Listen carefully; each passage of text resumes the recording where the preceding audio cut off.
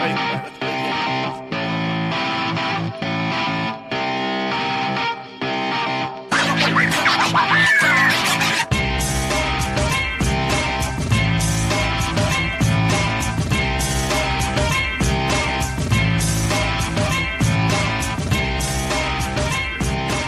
Welcome to the podcast that refuses to live life on mute. It's time to amplify the truth and drown out the noise. Coming to you live from the Lord's Lair in the Shenandoah Valley, this is Life on 11. We're turning up the volume on faith and kingdom living. Here are your hosts, Jeremy and Jon.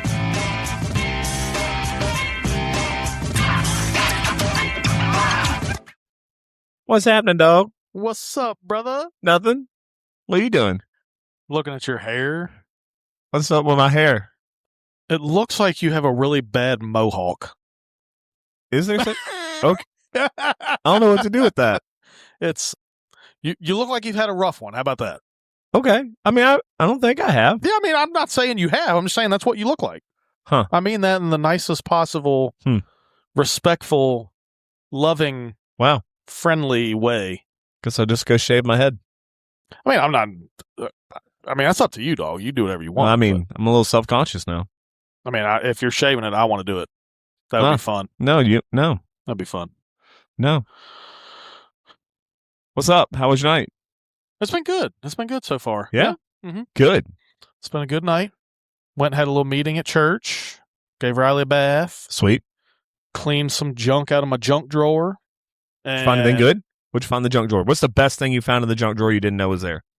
I completely forgot where I put my 1 ounce gold coin. Okay. So my 1 ounce gold coin is in my junk drawer. Wow. And I was like, oh yeah, I forgot that. Your that was in definition here. of junk and mine are very different. Mean, it's definitely not junk. That's just where it ended up because I don't want to sell it. I don't know what else to do with it. It just kind of just chills there. Okay. Like, I mean. Wow. Yeah. Okay. Well. So yeah, that was the most unique item in there. That's unique. I can't say I've ever found a 1 ounce gold coin in my junk drawer. Yeah. Well, if you do find a 1 ounce gold coin in your junk drawer, it's probably mine. Okay. So, okay. Just remember that. 10-4. 10-4. Yeah. All right. It's time for a confession. Well, I was just getting ready to say, are we going to come clean? All right. We're going to come clean. Okay. You do it. I do it? Yep. Do it. You were the one about to do it. Okay. All right. For everybody who has been intently and patiently waiting for another podcast. And everybody else. And everybody who really doesn't care, and you just happen to stumble upon this today. Past 2 weeks, we have, in fact, recorded a podcast. Mm-hmm. But the first one we did was a little too angry and Political, yes. Didn't really fit our vibe. Mm-hmm. So we decided we would try again the next week. So we tried again the next week, trying to dial back the overly political talk. Mm-hmm. And we got way too passive. It's the old pendulum swing of doom. Yeah. It was bad. Yeah. So we decided we're just going to regroup and we're going to leave that topic in the past. Yep. And just move on. Unless you really want to hear our overly political podcast, and then we'll send you a link to it. Oh, will we? I mean, I would. Okay. All right. So if you want to hear our thoughts on the current Virginia political landscape, just go ahead and message us. And I guarantee you're going to get some messages. Maybe you will get some messages. Okay, fact. Okay, book it. Well, then that'll give us an idea on who would be in for Life After 11. I mean, this could be the birth of Life After 11. I think it might be Life After 11. Yeah. So if you want to know, most people probably know where we come out on. Oh yeah, I'm sure. I mean, they just want to hear us talk. About most people already know, but they can actually hear us banter. It's true about it. It's true. So yeah. So tonight we're going to get back to normal. Ish. What is normal? I said ish. Okay. All right. Normal for us. Okay. Normal for us. That's fair. Normal for us is not normal for most people. Before we go where? Before we start into the actual content. Oh, okay. I feel like we need to recap our March Madness. Okay. Yep. So I flopped. Wasn't good. I was on the Florida bandwagon, and bandwagon blew up pretty quick. But a positive for you, you didn't finish in the bottom 3. I didn't finish in the bottom 3. Yeah. That's something to be proud of. But my champion was up pretty early. I may or may not have finished second.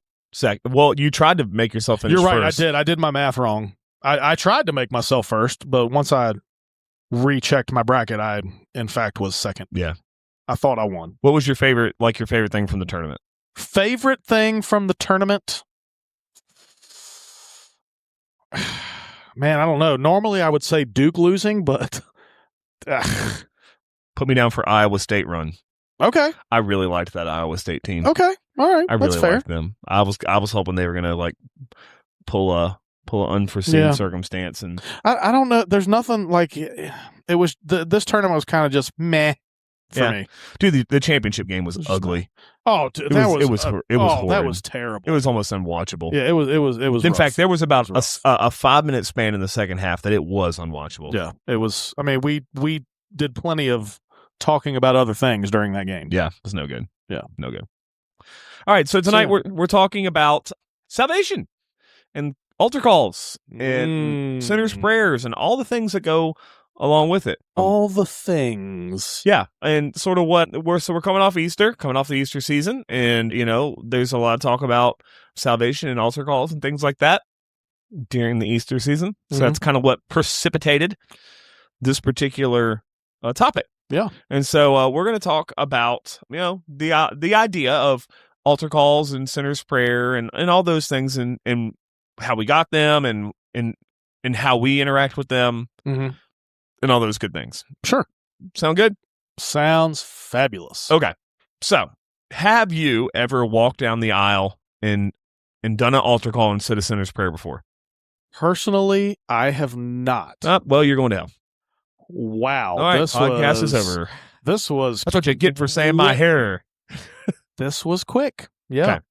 No, but so we've talked about my story a little bit before. It was kind of I don't remember exactly what age I was, but I was feeling some very, very strong convictions about some things that I'd done, which hindsight now looking back really were not that big a deal. But to me as a kid in the Mennonite church and what I had been mixed bathing. Yeah, what I had been taught, I really felt bad about them. So I talked to my parents about it, and my parents they were like, "Oh, well, you're ready to get baptized and accept Jesus as your Savior," but there wasn't like a specific go up to the altar and pray the sinner's prayer, like you see so many videos or whatever of somebody doing an altar call. It wasn't like that. It was at our house.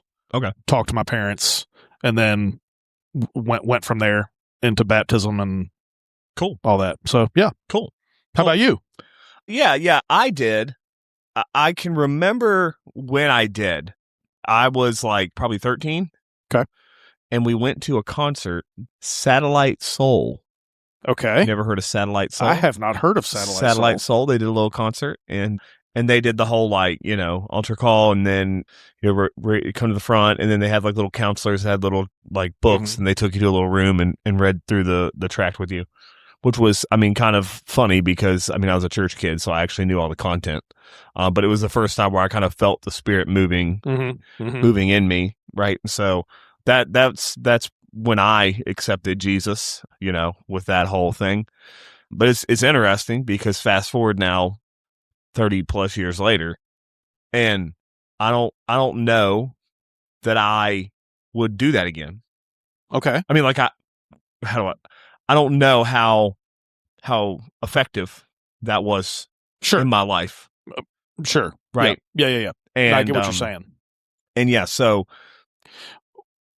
well, let's talk about so like I remember like at that age, like there were all kinds of like revivals and there were tent meetings and all those, like that was a big thing. Yeah.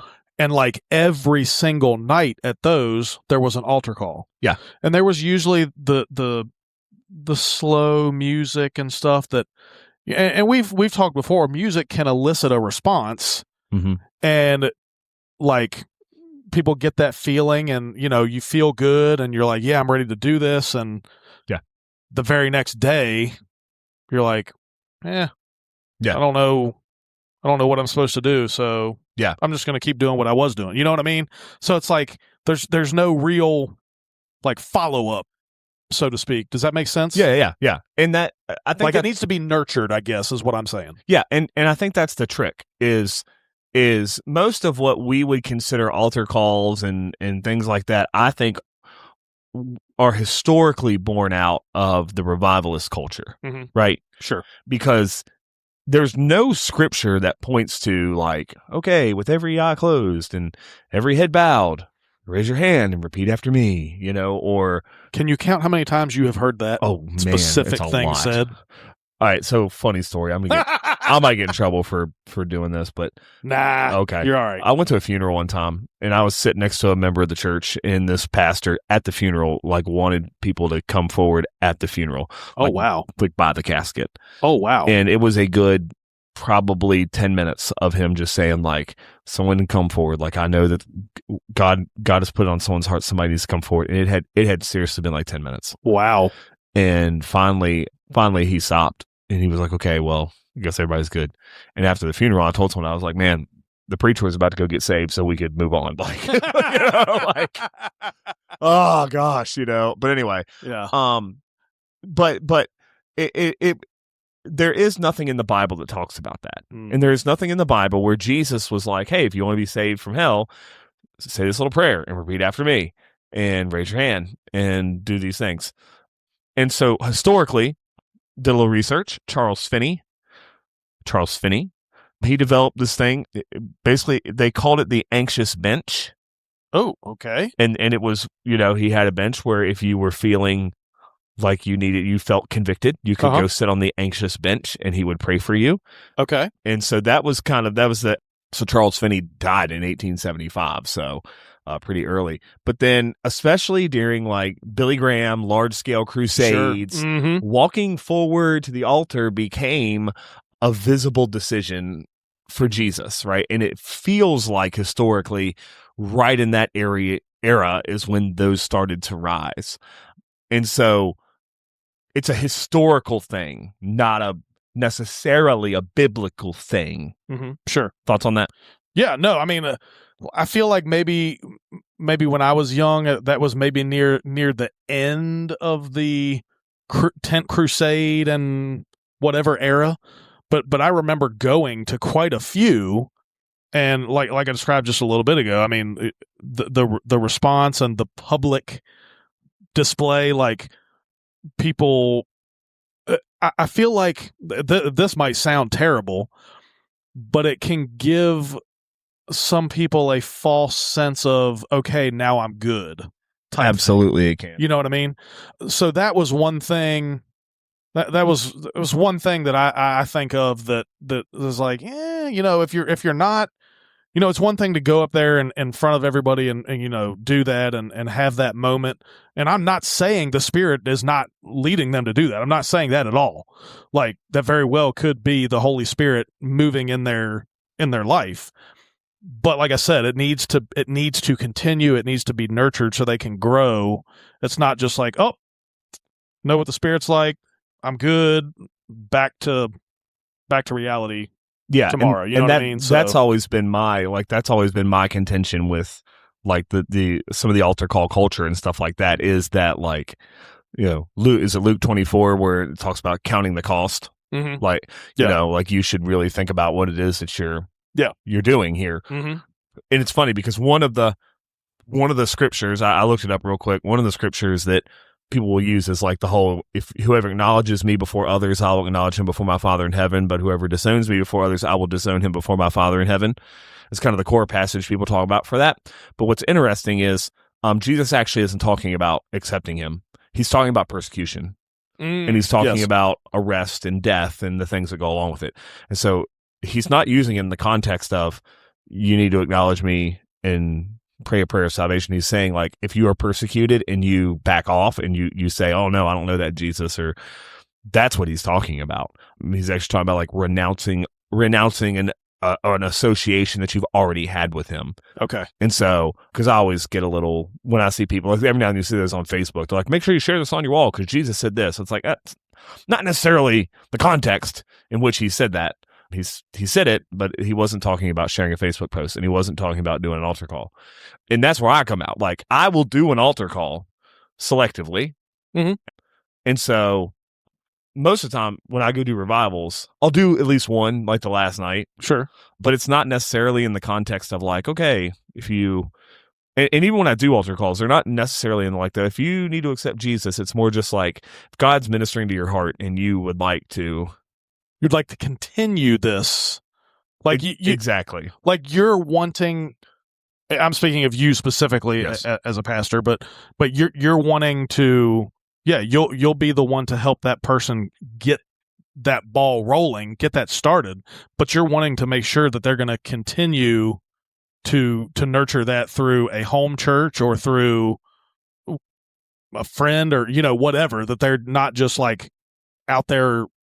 Absolutely. Like, hey, I have no idea what I'm doing now. Absolutely. Like, absolutely. And it's not like this isn't rocket science. It's not hard, but you do need that accountability and that support and that the ability to learn and understand more. Like, it's not. Well, and even now, like so one of the tricky places, it doesn't happen super often, but it's happened before, where someone like have a loved one that's on their deathbed, and they're like, "Hey, can you go make sure they're okay with Jesus?" And I'll go talk to them, and they're like, "Well, like I've had people like ask me like, can you make sure they say the sinner's prayer?" Oh, really? And it's like, no, I can't do that. I could offer to them to connect with Jesus, but you know what I mean? And so let's talk about that for a second, because I think like the sinner's prayer itself, again, it's not biblical. It's not found word for word in scripture absolutely anywhere. I'm pretty sure that if like Jesus was going to have a sinner's prayer, probably would have been in there. Probably would have had.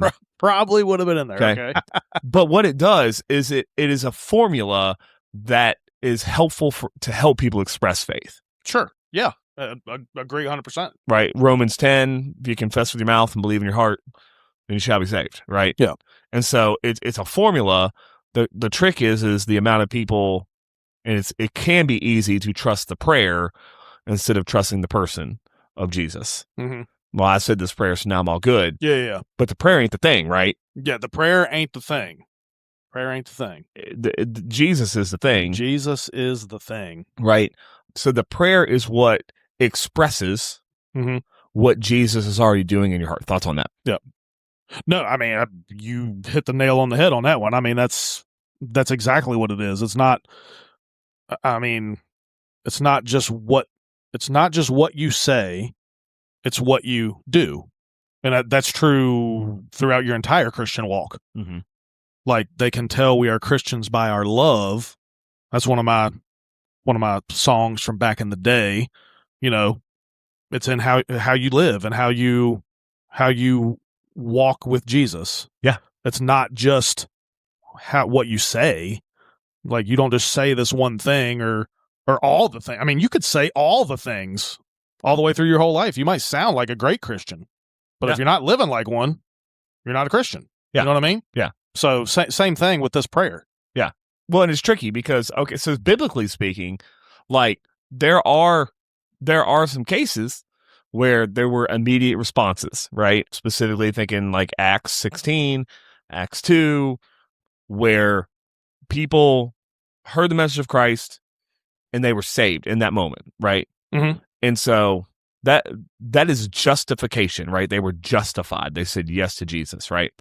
And so the prayer itself, thinking through this theologically, the idea of an altar call or the idea of a sinner's prayer gives you a moment where you are justified, where the Holy Spirit convicts you and you say, yes, I want to make Jesus my Lord, and Jesus forgives your sin. You're justified. The problem is that a Christian life is not just about being justified. It's about being sanctified. Mm-hmm. And so your response to being justified is to walk out a life of sanctification. And if you got to have both. And so if you just trust in the prayer, then you've been justified, but you haven't been sanctified. Yeah. Which means and we've already talked about once saved, always saved, and our thoughts on that. Yep. You can easily fall away, and you can easily not have a life that, as the scriptures would say, keeping with the fruit of repentance, right? A life that continues on and follows through that. And so even in like Acts 2 and like Acts 16, when people get saved and Paul's like, believe in Jesus right now and you're going to be saved. That's exactly what Acts 16:31 says. And they said, believe on the Lord Jesus Christ and thou shalt be saved and thy house. Okay, so believe, you'll be saved. But there's more, and so we have to think through that because, stay tuned. Yeah. And one of the lines that was in the show notes that I really, really liked, are we producing decisions or disciples? And that is the question. Sure. Yeah. Because you can make a decision and it not produce a disciple. Yes. And you can make a decision and go back on that decision. You can make a decision and not even mean to go back on it and go back on it. So I'm thinking just, because a lot of people are going to ask or be curious. So like our situations on getting saved were different. So like obviously we can't say specifically at which point was I saved? Was I going to heaven? In my opinion, it was once I was convicted and recognized my wrongs, no matter how wrong they were, and asked for forgiveness. That was when I was saved at that point. For you, would you say it's the exact same thing? Like, not right when you said the prayer, but like as soon as you were convicted and you were like, absolutely, before you're even going back in the room with this person and they're having you say this prayer. Absolutely. Yeah. And to me, like, so the point of that for me is less about the prayer and more about like the connection. Yeah. Right. That becomes the mode of which you do. It's almost like, okay, well, how are we going to identify somebody who says yes so that we can follow up and get them on a discipleship track? Yeah. The easiest way of doing that is this. Yeah. No, because I'm just thinking like with what we've been talking about, like a lot of people, like you said, they will look at like, when I said this prayer, that's when I was saved. That's when I knew that I was saved. Right. Because truth be told, like, we probably have said a prayer like that multiple times in our lives. Oh, sure. Yeah, sure. Something like that. Yeah. Right. And so you can't just say it's about the prayer. Like, it's about the continued need for conviction and the continued yielding to what God is up to. I mean, because we still sin. We still have to ask forgiveness for those sins. Absolutely. So, absolutely. Right. Yep. And no matter how you go through it, like, the gospel is about transformation and it's about response and it's about, so the thief on the cross, right? Because sometimes you hear people like, well, what about what about the thief on the cross? Okay. Anomalies don't make rules. And I would say that the thief on the cross is an anomaly. He should not be the person that we should model our faith after. Okay. Yeah. Agreed. Yeah. And so, do I believe that the thief on the cross was saved? Absolutely. Yeah. Do I believe then that is a pattern that we should set and say, well, all he had to do was say a prayer? Well, he kind of had some really extenuating circumstances. Okay. So maybe we shouldn't use the guy who's about to die as our litmus test of faith. As our example. Yeah. Right. Like, he's the exception. I mean, how many times, like, have you ever heard someone say, because I have heard someone say this before, like, I'll just make sure I'm good before I die. Oh, yeah, absolutely. And I'm just like, yeah. How's that going to work for you? You don't know when you... Yeah. But then, how real is it? If they just like, I'm going to make a plan to get saved right before I die. Right, and see, and that's the difference. Yeah. Right? The thief on the cross didn't do that. Yeah. No, you're right. Yeah. So, yes, I do believe one day when we get to heaven, like, thief on the cross is going to be there. But I don't think he's the guy that God's like, you know what? Figure out, do it like that guy did. Don't think that's the one. Okay, so let's not use him for that. Let's use him for God's grace and God's mercy. Yeah. And so here's some thoughts. When I do altar calls, okay, I try to avoid emotional manipulation. Right? Because I can tell you, we can manipulate some people. put some music up. Oh yeah. Dim the lights, do all things, right? And so it's funny because I've actually had like a few times, like some people from our church say like, well, if you want, we can play some light music. And I'm like, I don't want to emotionally manipulate people. Yep. There's no need in that. Okay. They're going to make a decision for Jesus. They're going to make a decision for Jesus. Because, and sorry, not to interrupt, but I literally had a conversation with somebody on Saturday about how music specifically, not even in a Christian setting, like just, I mean, your kid's kindergarten graduation, for example, it can elicit an emotional response from you. That music playing can make you cry. Yep.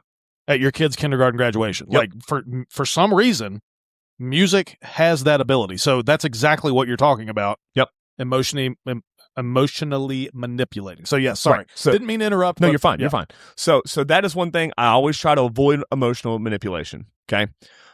I also try to not word it in a way that says you must do this thing in order to be saved. Yeah.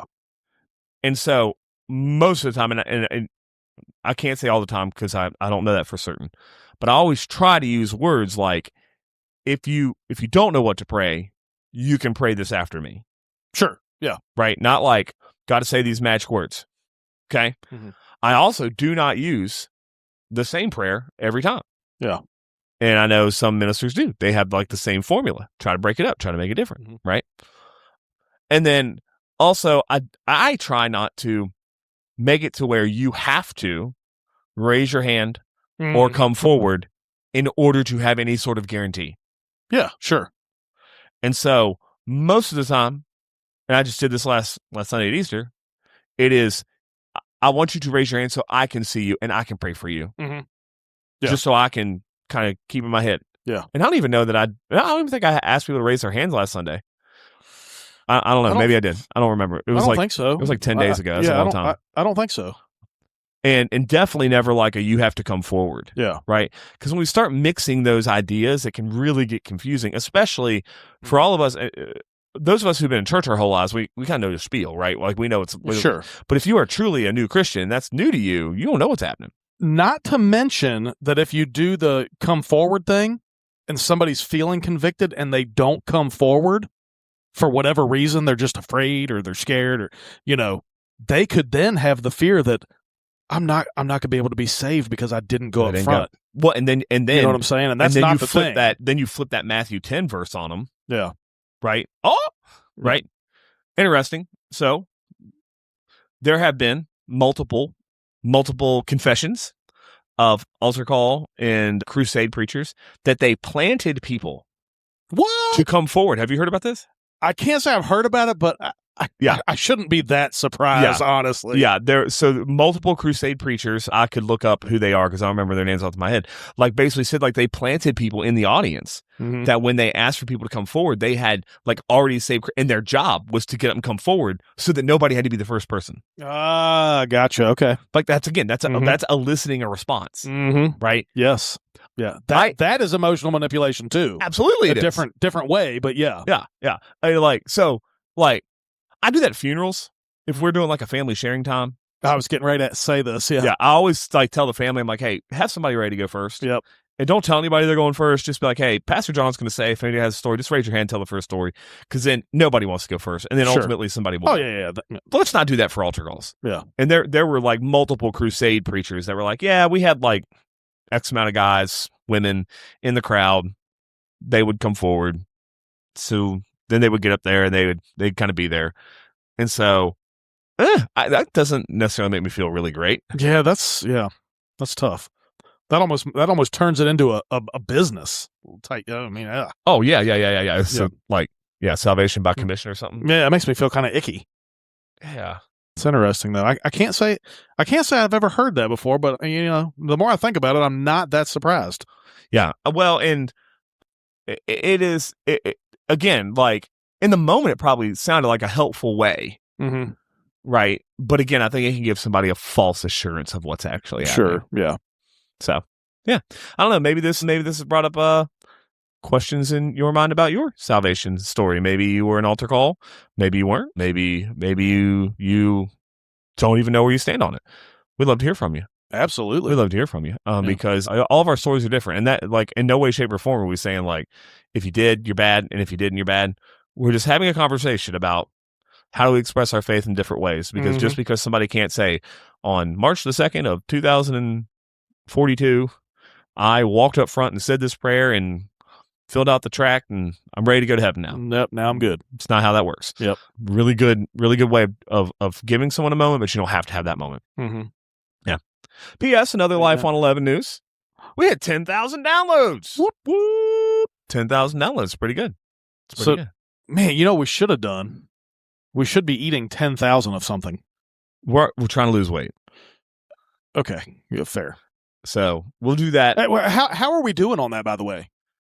I'm at 31. Yeah, I'm like with like a month plus to go. Yeah, I'm like 26, 27. Yeah, boy. Whoop, whoop. So yeah, we're gonna get it. We're gonna get it. It's happening. It's gonna be good. We're gonna be like we're gonna get Aaron to help us cut weight. Like 3 days wrestlers? Before. Oh yeah. He's gonna help us. Yeah. Okay. He's gonna help us cut weight. If we're close, he's gonna help us cut. Okay. He's a professional. He is a professional weight cutter. And there's some others I know of. We have multiple wrestlers. All right, done. In our church now. We are going to have a weight cutting ceremony. Whoop whoop. Whoop whoop. That sounds weird. We should have some sort of like celebratory something on the podcast when we do it. Okay. Let's go. I don't know what it'll be. Will be. That be on the Life After 11? Maybe. Content? Depending on what we're doing. Okay. Fair enough. Good stuff. I like it. All right, bro. Hope you have a good night. You too, brother. Hit you up next time. Whoop whoop. Later. Thanks again for tuning in to Life on 11.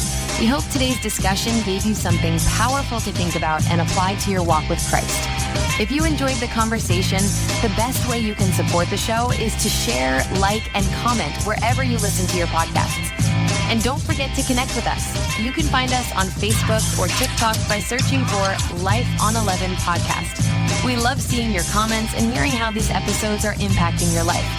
Remember, keep turning up the volume on faith and kingdom living.